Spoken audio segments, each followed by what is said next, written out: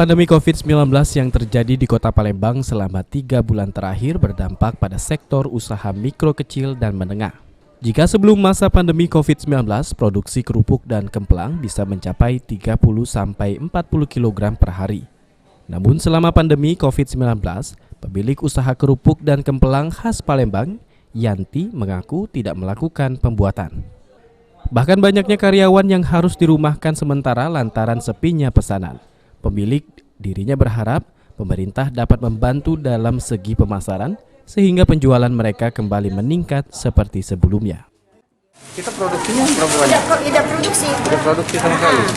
Ini kita stok selama 3 bulan. Itu kenapa? Barang kita banyak, tidak kata yang beli. Apa mak juga pemintanya dikit. Biasanya kan pemintanya banyak, ribuan bungkusnya. Sekarang apa mak cuman 300, 200 dalam 1 minggunya.